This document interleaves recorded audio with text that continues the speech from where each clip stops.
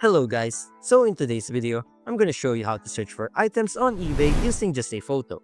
If you ever found something you like but don't know the brand, model, or even what it's called, this method will help you track it down using a simple image search.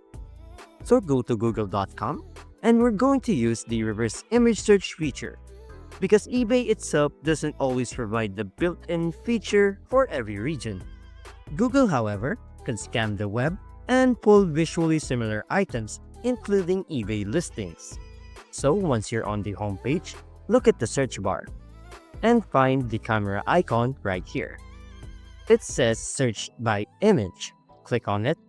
This button lets you upload an image instead of typing a keyword. So you'll see two options: drag an image here from either a URL or another tag, or upload a file. Click Upload a File. Make sure you already have the picture saved on your device, whether it's something you photographed, a screenshot, or a reference image. After you've uploaded your file, Google will then begin scanning the internet for visually similar items.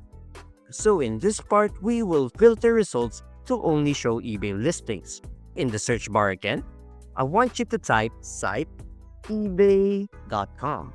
Press enter. This will only show results from eBay. Google will filter everything down to every listing that visually match or closely resemble the item in your image. You can now see the eBay results that include matching or similar product listings, variation of the same item, different sellers offering that item, price comparison. So just scroll through all of the results and click the listing that best match your uploaded photo.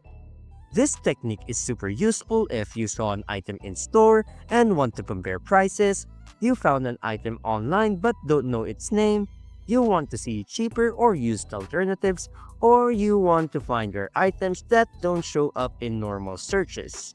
And that's it.